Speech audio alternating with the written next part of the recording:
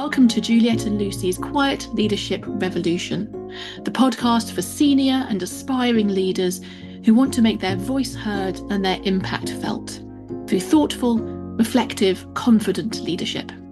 I'm Juliet Corbett. I'm an executive coach and strategist, and I work one-to-one with senior leaders, guiding them to find their strategic focus, empower their teams, and regain control over their time. And I'm Lucy Gower. I'm a facilitator, trainer and coach, and I empower leaders to build their happy, confident and high-performing teams. Today we're going to be talking about the word no and why in a leadership context that this word really matters, both in terms of how we say it and how we hear it. Juliet, over to you to kick us off. So this is so important as a topic for a number of different reasons. And in this episode, we're going to be thinking about it from an individual level, from an organizational level, and through a couple of different lenses. But the first one I'm going to come to, because I'm slightly obsessed by strategy. Strategy is all about figuring out what you're going to say no to, as much as it is about figuring out what you're going to say yes to. So for me, I think it was my first realization that the strategy stuff that I was learning in my MBA, which is intellectually fascinating for me, my first realization that, oh my goodness, this actually is an antidote to burning out. It's a route to not just a productive team, but a really happy team, because it gives you the lens to say no. I think that was the first route into this whole idea around how strategy can be lived. So for me, the word no in leadership is absolutely essential. When you're saying it up, when you're saying it to your team, and when you're hearing it from your team as well. For me, it's really similar. So when I first got a job working within innovation, that's when I suppose the strategy piece became really important. So, innovation is about saying no to lots and lots of ideas in order that you can focus on the ones that have the most potential and are most likely to help you achieve your end goal. So I think we're both talking about strategy using entirely different words, but we're both in agreement that saying no to things enables you to say yes to the things that are more important and are going to get you to where you need to go quicker, more effectively. Yeah, definitely. So maybe we start with the variety of different perspectives so there's a strategy perspective, there's an innovation perspective. What are the other reasons why saying and hearing no as a leader is really important? I think there's something around the well-being and the resilience of your team.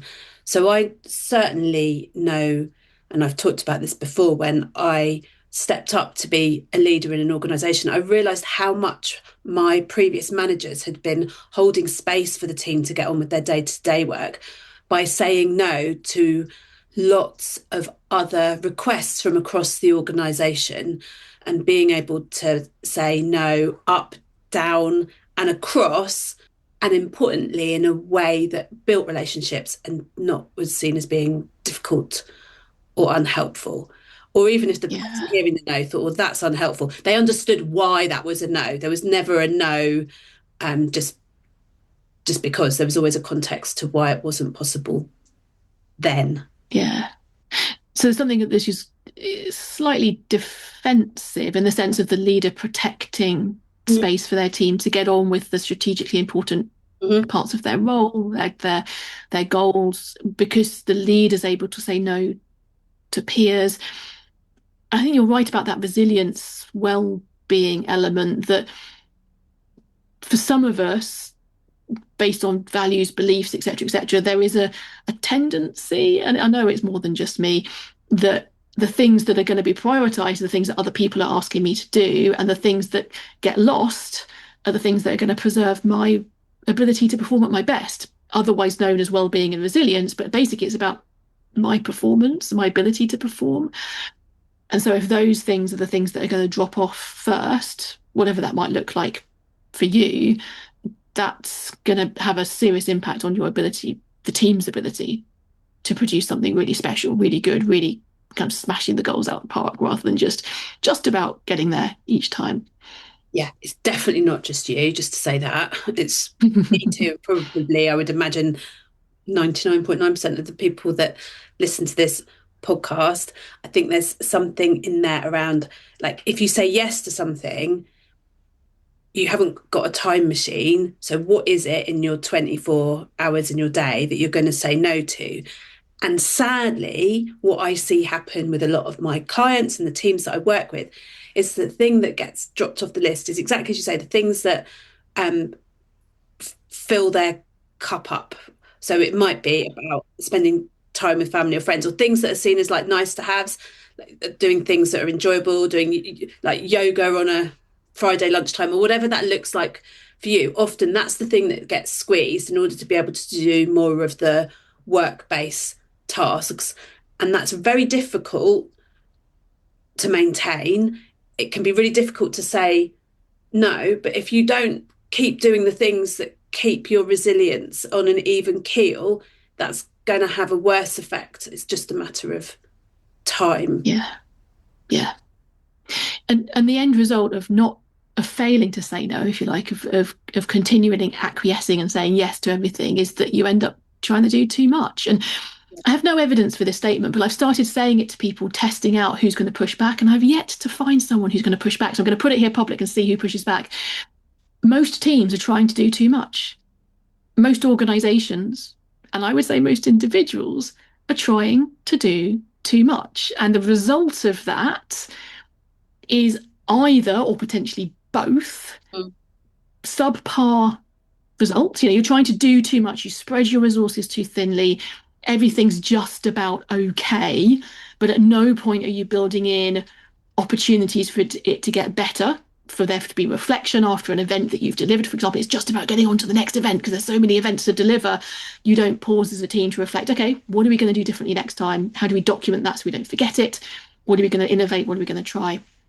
There's this sense of everything's just going to be okay, but what we're measured by is the quantity of what we produce, the number of events or the number of people that come to them. And we forget the fact that actually what really matters is the quality of what we're doing. Yeah.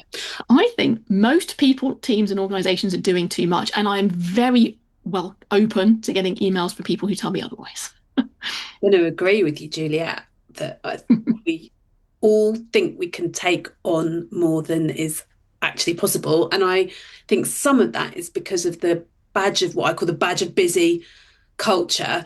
So, when someone asks how you are, you say, oh, I'm really busy. And it's somehow not culturally okay to say, oh, well, I'm taking it slow and I've been percolating on a better way to do something. We talked about this in Yeah. an episode about slowing down to speed up to get better results. So I think that culture plays a really big part in an expectation of being busy. And as a leader, you have a big responsibility in setting the culture. So if you're Yeah. always busy, you can pretty much forget any idea of the rest of your team taking it slowly in a good way, and you're creating that busy culture. So Yeah. that episode, and there's some tips in there to help you to shift your mindset. Definitely. Yeah, I was doing a talk recently, and Badge of Busy got a big response from the audience. People really knew, could feel kind of viscerally what that felt like to walk down the corridor and constantly sort of reflectively tell everyone how busy you are. I think I'm seeing this busy in a bigger systemic cultural element now than I might have done a couple of years ago. So let me share this with you, Lucy, and see how this lands. I think the badge of busy is a defensive mechanism to stop people giving us more stuff to do, because saying no is quite uncomfortable or difficult or hard. We can come to why that might be in a few moments, but it would be even better if people don't keep giving us more to do. So the more we say, oh, I'm busy, the more it is a proactive way of saying, please don't give me more. This is not laziness. This is a very rational response to an environment in which most of people listening to this, we're what might be called knowledge workers. We don't produce widgets in a factory. There's no way of quantifying how productive we are each week, each month, each year. Instead, we ourselves find it hard to judge how much is possible to do. Our leaders and our entire organizational leadership teams also find it hard to judge what's possible, what's realistic in terms of our output. And so the mechanism that seems to have been developed, this is talked with great clarity by Cal Newport in his book Slow Productivity. The mechanism by which we found is we just keep asking people to do more, do more, do more, do more until they tell us to stop. Mm. And so the mechanism is we are requiring team members, individuals in our organization, to say, actually, I can't do that in addition to everything else. What do you want me to stop doing in order to make space for this? Because actually, the mechanisms for quantifying how much is possible are really poorly defined in most of our roles. So that badge of busy is a proactive and very rational way of saying, please don't give me more, I am at capacity. It's my thinking face, which I appreciate isn't... Which people can't see because it's more an audio podcast. However, so yes, I think that a lot of what you're talking about there, I completely see how that plays out. And there's several things. I also think that badge of busy is a way of not taking on new things that are more scary. So it's much from an innovation perspective, it is much easier to be too busy to start on the new thing or the thing that might not work or test something that's out of your comfort zone. Much easier to be busy than to create time to do something new or do something different. So I think there's an element of that in there. I think that there's something around how it is very difficult to say no that is perhaps values based. Like we might connect being busy with being competent, being effective, being efficient. There's that phrase. I need to look at where it came from. Like, if you want something done, give it to a busy person because it'll get done, which we need to ban perhaps because it's not helping. And I think that there's something around if we're relying on perhaps some of the most junior people to be able to say no in order to be the part of the system that helps change the system, that is extremely tough and not very easily possible. Yes. And that comes back to managers to be able to hold that space, managers and leaders to be able to hold that space, which is very difficult too. So there's something about being in a system which is fundamentally broken. And we know that if a system is broken, a single individual can really struggle to do something about that. And it needs to be, again, systemic and from the top. Yeah. But relying on people to say no when we know that saying no is really difficult because of our values based is broken. Well, there's an inequality in there. There's an unfairness in there as well. I think that actually when we defined this episode as being around the word no, actually we said in the green room before recording, this is about saying no, but actually it felt important also to be hearing no. And I think that's because it's the leader's role, if we're talking about a quiet leadership revolution, it's the leader's role to be able to create an environment in which people can say no and in which the word no is heard. Yeah. And then it may not be that that's heard just at face value of no, therefore, okay, that's a point blank no, but okay, I'm hearing a no. This is where I open a conversation about what are the different things that are competing for our time or our energy or resources of the different types, financial resources. And that's a classic strategy conversation about where do we want to allocate these scarce resources that are going to have the biggest impact on our goals. And so it's about hearing no and then what to do with that, as well as proactively creating systems that we're leading, which don't just rely on people saying no. Yeah. Because there will be some people who won't say no and who will burn out. Yeah. And that is not fair either. That is not, we have not placed them in a situation where they are resourced to protect their well-being and to do their best work. Yeah, and there might be some practical things within there around training people about how to say no and that it's okay and that it's helpful. And also perhaps even as a leader being more proactive, like this is part systemic, part personal, but you're asking somebody to do something because you've been asked elsewhere. You're relying on them to be able to say to say no. But I've also seen situations where the person has said no because they're really overwhelmed, and the manager, leader hasn't necessarily heard that and have been like, well, it just needs to be done. And so if you're asking people to do more, there's helping them navigate what don't they do, or what do they do at a different deadline in order to be able to do that. And I was at something fairly recently, and I was talking about this, and somebody in the audience said, well, I'm scared that if I say no, my manager, my boss will think I'm incompetent and my job's on the line. And that was a really difficult thing to hear. And on vulnerability, that was a vulnerable thing to say. So as leaders, we have great responsibility in helping. It comes back to safety and helping people to feel safe and managing our part of the system. Yeah, there's a lot of connections here between previous conversations we've had around trust, psychological safety, vulnerability, and also around delegation. So, a fair amount of what we're talking about is going to be delegated from above. And so you're saying no. So, a lot of those kind of conversations we've had around delegation might be worth thinking, linking to in the episode notes as well here. Yeah, definitely. So, we've talked about why it's important, the word no, to be saying it and to be hearing it. There's a strategy element, slowing down to speed up, resilience element, all kind of built in there. We've touched a little bit on why it's hard because of the system in which a lot of us are working. And I would include in that system society as well. That kind of badge of busy is from the whole of society, not just any one organisation. Do you want to tell us a little bit more your thoughts around why an individual might find it hard? Because you mentioned values, though. I think that's a really important Yes. part of Yeah. conversation. So I think there's something there. Whenever I look at team dynamics, I always seem to come back to us fundamentally as humans surviving. And the vast majority of us, we are wired to help other people. We live in communities because fundamentally, when we first set out, this was about survival.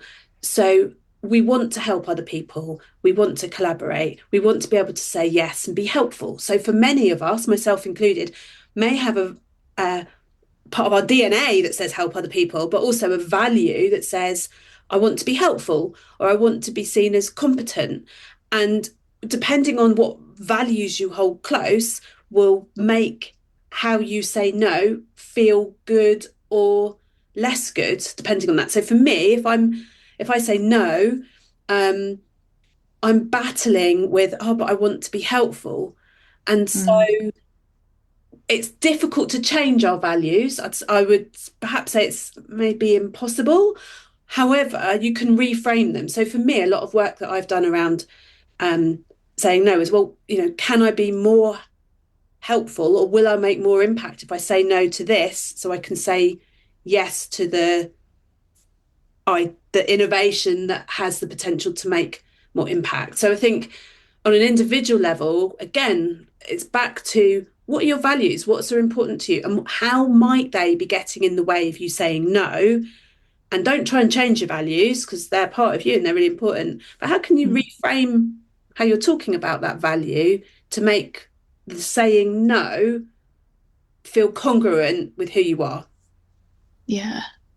It's fascinating, isn't it? Do wonder whether we should do an episode specifically guiding people through finding their values, because we've talked about it quite a few times recently. Maybe we'll put it on the list for later in the year. But yeah, so one of my core values, I kind of define it as service, being of service to others. And that does make it really hard to say no. Um, and the way that I've reframed that is around the opportunity cost. So, what is the opportunity cost of me saying yes or failing to say no? Sometimes it's just assumed that I will do it unless I say no. And so thinking about what is it that I'm not going to be able to do. And as you mentioned earlier, the challenge then is quite often the thing that I'm not going to be able to do is any of the things that help me to be resilient in my life, or indeed keep fit, let's be honest. And so that's where I have to be really watchful. And as you say, you can't change your values. I don't think you can, but you can reframe the way you're thinking about them. And I also think there are some values that we just do automatically and will never we never even need to be watching for them. There are other values where they're still there, but I just need to be watchful of that service value, that it doesn't go into overdrive and then trample over, for example, my family, the importance of family in my set of values, Yeah. and understanding the opportunity cost between them. Yeah, absolutely. Yeah, that opportunity cost, we talk about it a lot in terms of product development and innovation. But for ourselves personally, what's the opportunity cost of saying that yes to this? Is that I don't get home in time to have dinner with my family. Yeah. When you can talk about it like that, that can feel quite different and make it perhaps slightly easier to be able to say no Yeah. to some things. I always find it fascinating the way that we're, as humans, we don't seem to be brilliant at understanding how time works, because time ticks by in a uniform way, but feels very different to us depending on what we're doing. But we're even worse, I think, at understanding energy. So when we're managing for energy levels, actually me making time to go on a walk whilst listening to an audiobook or something, that restores my energy, even though actually it's taking time away from my desk. So it's not surprising that it's quite complex. The opportunity cost isn't always clear, but thinking about it in that way, I think, alongside values can be really helpful. Yeah, I agree. And that can then help us to actually do the physical act of saying no. If we've understood the reasons why we say yes to things, it can be helpful Yeah. to pick how. So you were telling me some great scripts for people, which I'm going to be scribbling down as you say them, see how many of these I automatically do. But what are your kind of tactical Yeah, pieces of advice on how to say no? If you've gone through the self-awareness process of knowing that you feel like this is something you don't want to do or you can't do, you don't have time for, you've thought about it from the point of view of from the strategic point of view or the values point of view, what do we actually say? How do we frame it? I've got some of those, but I'm going to go back a stage because Juliet, the things that you've Sure. said there, I think are the first stage because for so many of us, we instantly say yes and then we figure out how we're going to do it. Or we say yes because it's just easier and we kind of kick it down the road and we deal with it in a week or a month when our plate's too full already. So that thought process is kind of part one. And I think in terms of a tactic, you don't have to say yes straight away. In fact, don't say yes straight away. You can say, let me have a think about that, or let me check my diary, or can I come back to you? And you can come, like, don't let it just waft on forever. Like Yeah. you put a fairly rigid time frame on it, or when do you need to know by, but buy yourself some time and do the thinking, Juliet, that you just highlighted. Yeah. And then there's a couple of things. I think there's thinking about how you'll feel if you say yes and how you'll feel if you say no can be quite insightful. If you're feeling excited at the thought of no, then there's even more reason to definitely say no. And if you're feeling like your shoulders droop when you think about how you'd feel to say yes, so that gut feeling is really important. Um, a tactic that I've used quite a lot is the yes if. Sometimes no. So there's this meme that goes around about no being a complete sentence. And if you have a value around being polite to people, no is a complete sentence. Yes, I suppose it is, but it's really rude and it doesn't sit very well at all. Um, so for many people, a segue into no is the yes if. So yes, I can do this new project if you're happy that the other three projects I'm working on, deadlines can shift. Um, and that is a way of helping your manager understand what's on your plate. And it's a way of opening up a conversation about where are your priorities and back to strategy. If you're doing all of these things, maybe there's somebody else in your organization that can help you to say no to some of the things. Um, and then there's some research actually about how we feel about saying no and what other people hear. So it was I'll find the link. It was Columbia University did some research and asked people to say no to something and say how they felt, and asked the people that were on the receiving end of the no to say what they felt. And the people saying no felt that had been a bit blunt and a bit rude, but the people on the receiving end were like didn't pick that up at all. So there's something about how we feel we're coming across and how we actually do come across that isn't always the same. And then I've got a little equation. Um, Oh, I thought you'd we like have an equation. Better Juliet's know it. No, no, no. out right up then. Um, and again, we're all really, really different, but this equation might be helpful. So there's gratitude is your first thing. So thanks ever so much for thinking of me. Thank you for asking me about this. Gratitude plus your polite no, or not so polite no, obviously your own words, but I can't do it right now. It's not possible for me, or whatever your no is. And then what might an alternative solution be? This isn't about throwing your colleagues under the bus. Oh, Juliet can do it. She's not busy. She's always talking about going slow. She's got loads of capacity. It's not that, but it's about being helpful and seeing if is there an alternative. It might be ask me again next month. I've got more capacity. It might be let's have a think about who might be able to help, or is there a different way, a different solution? What does success look like? And maybe we can do a bit of problem solving to see if we can figure it out. But the equation gratitude plus no plus alternative has been something that I know has helped quite a lot of my clients when they're grappling with this thing that sounds really simple, but it can be really difficult to say Yeah. no and feel okay about it if you've got values around politeness, helpfulness, kindness, serving others. Mm-hmm.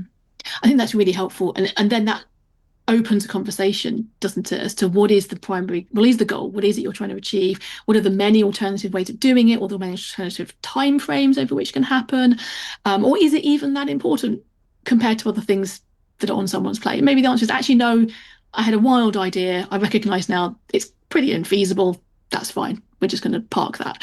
So I love that equation because it actually ends up with an opening of a conversation, not a closing down. Yeah.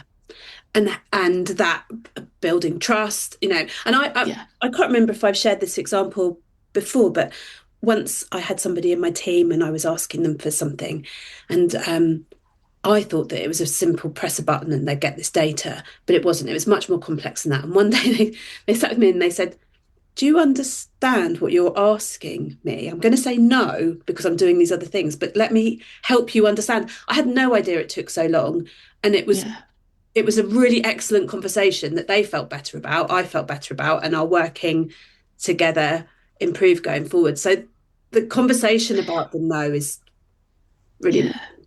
But imagine if that person had just blindly said yes and had then spent, I don't know, 3 hours a week or whatever it would have taken to produce this data. Then you discover 6 months later, nice. oh my goodness, I never would have like allocated that amount of scarce time resource in my team to Yes, producing this data if I'd only understood how long it was going to take. Um, yes. And so the conversation is really important yeah, as to alternatives. also, Yeah. they'd have given me all this data that had taken an awful lot of time and energy, and I'd have gone, "Oh, that's brilliant, thanks," because I thought it was just pressing a button. Yeah. And then they're probably like, "God, she's so ungrateful," and Yeah. that doesn't sit well with my thanking people being Yeah. kind value set. So yes, thank goodness Yeah. they took the initiative to have that chat. Yeah. There's something really key to a couple of those points you've mentioned around clarity. We've talked a little bit before, I think, about clarity and kindness. It's kind to be clear. We talked about that in some of our kind of preparing for difficult conversations episode. But Mm.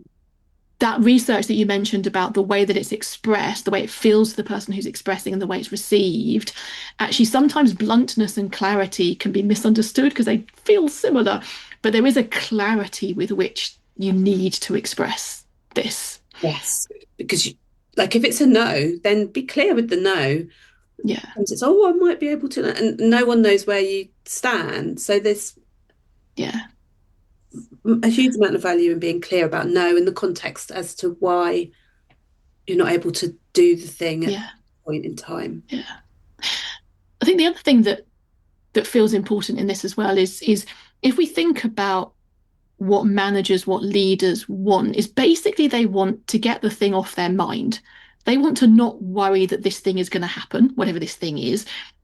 They don't necessarily want it to happen now or tomorrow. They just don't want to worry about it in the meantime. They want to know that it's going to happen at some point, and it's going to happen with a certain level of quality in terms of the Yes. way it's being produced. So I think quite often we misjudge the time frame over which people are being asked to do things. So people, managers or leaders might imply, I need this now, because actually what they need right now is not to worry about it, but it could actually happen next week, next month, or indeed in 6 months' time, potentially. But I just don't want to think about it as the Yeah. leader. So there's something about the clarity, but also the trust that I will get to your thing. Your thing is on my list. And when I come to it, I will come back to you and ask all sorts of questions to make sure I get it right first time. However, that is not going to get to the top of my list for 3 weeks.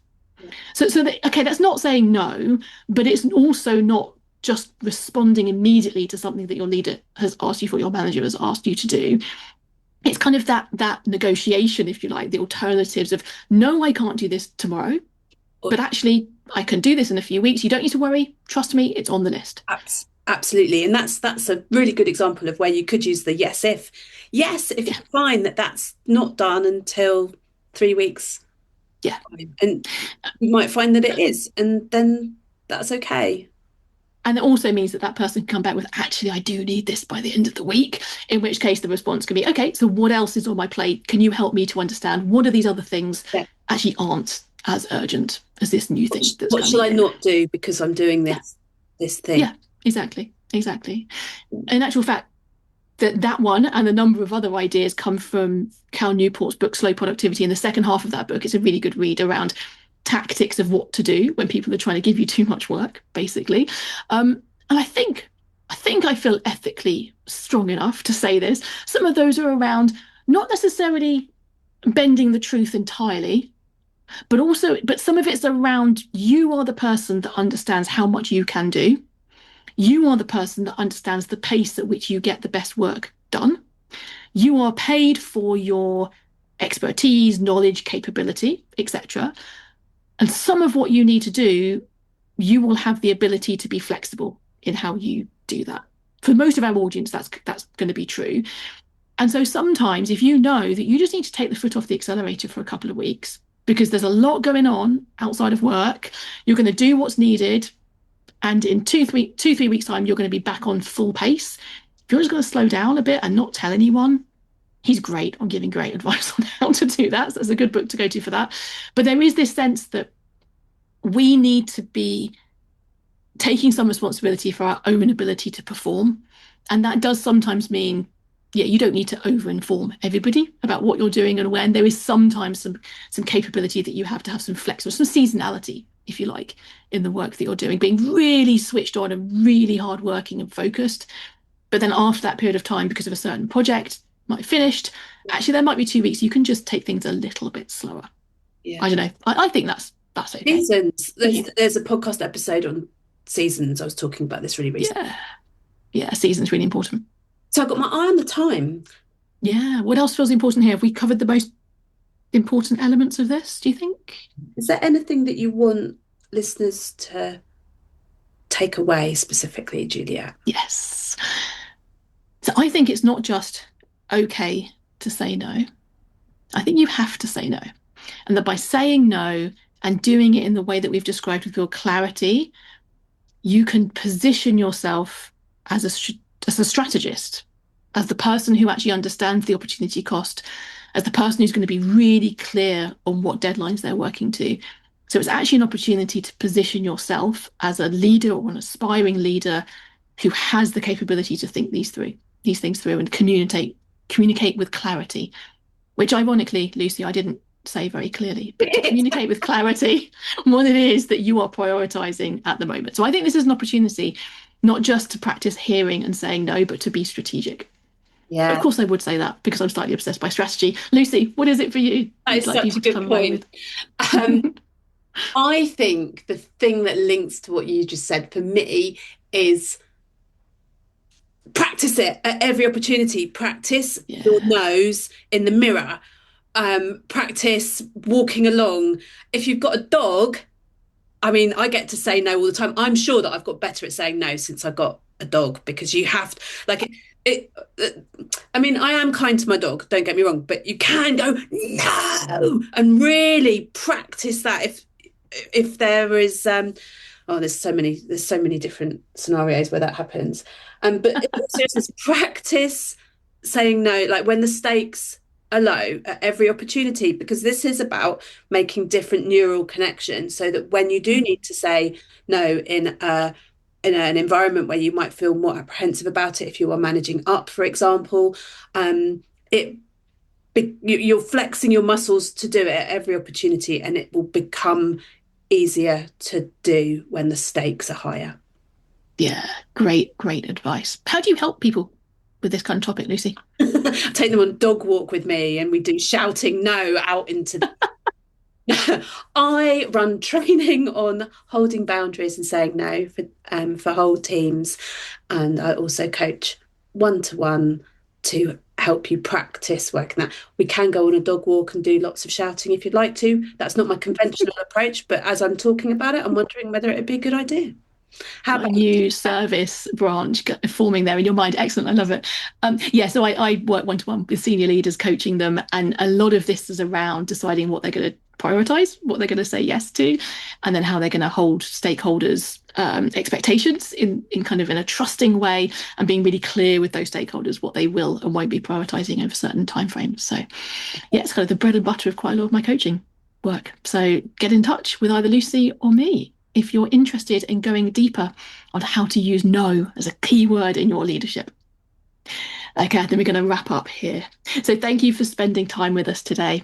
I'm Juliet Corbett, an executive coach and strategist, working one-to-one with senior leaders. And I'm Lucy Gower. I'm a facilitator, trainer, and coach, and I help leaders develop high performing teams. If you've enjoyed this episode, please share with colleagues and help leverage the impact of the quiet leadership revolution.